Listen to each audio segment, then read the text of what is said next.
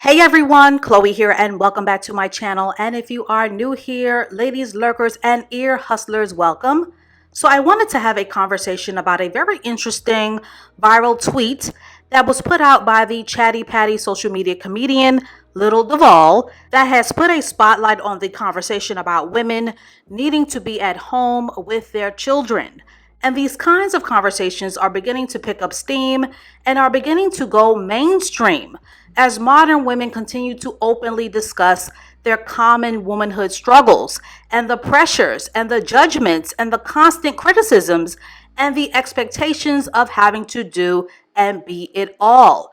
So the tweet reads, and I am paraphrasing, in a perfect world, women with kids shouldn't be working. That is a full-time job itself. And I think that nowadays that is one of the reasons that the balance is off in our community. Now, the balance is off in the community for so many reasons, and the reasons are too layered, too complex, and too complicated to break down in this video. All in all, women will always be individuals first, as all women will come from a variety of backgrounds, will come from a variety of educational experiences.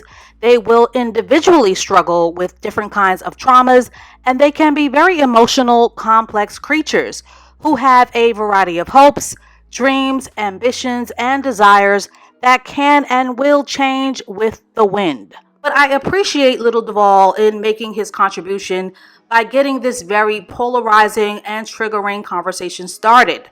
Now, the reactions from women of all nationalities and class levels were all over the place, and rightfully so, as there can be no conversation about women as stay-at-home mothers unless there are masculine providers.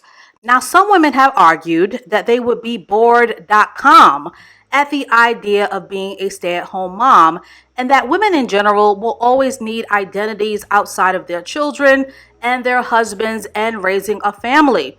And some were in full agreement with Lil Duval that being a working mom is exhausting, tiring, draining, and that yes, being a working mom is a non-stop, thankless job.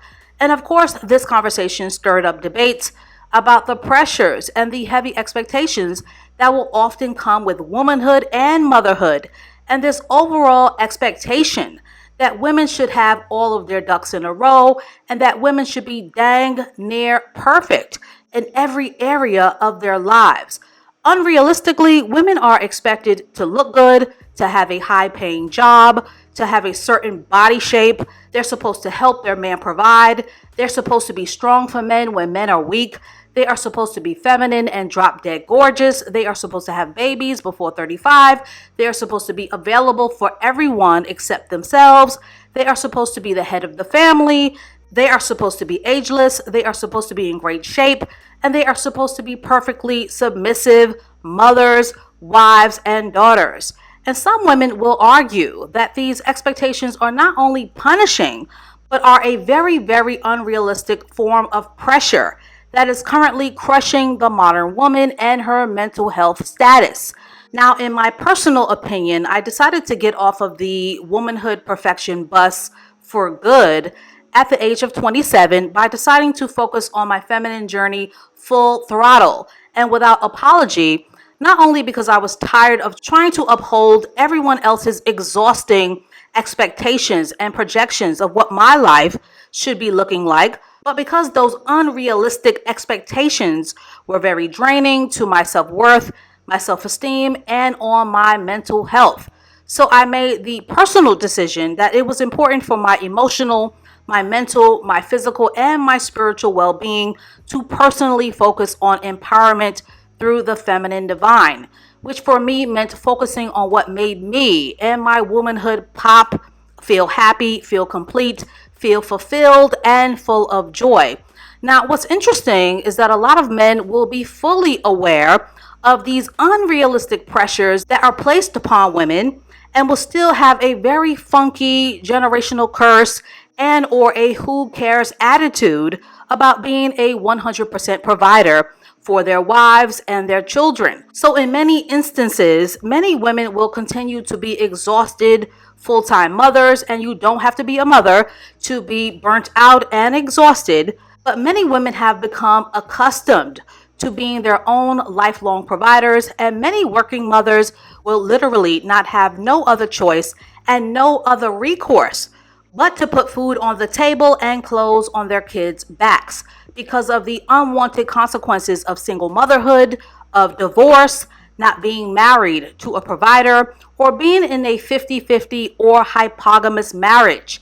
And in many cases, there are women who are having children by deadbeat men and as a consequence are forced to step into their masculine to be both mom and dad to their children. So, in essence, this much needed conversation is also about the consequences that will come with a lack of provision. At the age of 27, I started to really consider the consequences of wanting to have, to do, and to be it all. And although it wasn't a very popular decision at the time, I decided that I simply wasn't interested in the cramps and the mood swings from having to do it all by myself. And although I was criticized very heavily for my personal decision to be a stay-at-home mother and a wife, especially as a Black woman, early on in my marriage, I decided to jump ship because the lifelong independent woman math wasn't mathing for me.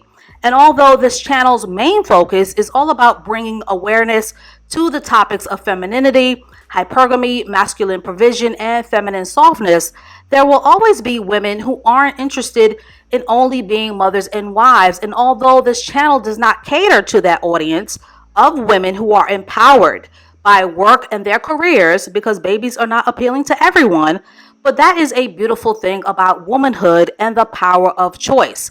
But the only caveat about the power of choice is that the power of choice will always come with the power of unwanted consequences, which is why I am such a strong advocate for hypergamy, because a woman needs to ask herself, does she want to commit to a 40-hour work week plus commuting while being a full-time mom? And a woman needs to ask herself, does she want someone else raising her children? And she needs to ask herself, when will she have the time for feminine rest and feminine restoration? And what will she do to avoid masculina burnout? Because being a stay-at-home mother and wife, contrary to popular belief and contrary to what the toothless haters say, it is a job. And women need to ask themselves, if you plan on being a mother, how much of your personal time do your children deserve? Because a lot of married women and single women are both full-time employees and are full-time mothers, especially when they are with men who cannot fully provide. As for Lil Duval's tweet and the balance of the community being off, a community will always be weak and full of struggle when a man is more interested in being a manosphere mouse than he is in being a respected provider and protector. And yes, in a perfect world, women and their children should have all of the help, the support, and the protection that they need to fully flourish and to be able to do it all at a high level. But as we all know, we are not living in a perfect world. So ladies and lurkers, should a woman want to do it all? And should a woman be expected to do it all? And if they aren't doing it all, are they lazy failures? And should a woman be embarrassed and ashamed to only be a mother, a housewife, and a homemaker? And as always, I look forward to reading your amazing responses to this video below. And stay tuned for more womanhood conversations to come. And I will catch up with you ladies and lurkers and ear hustlers in the next one.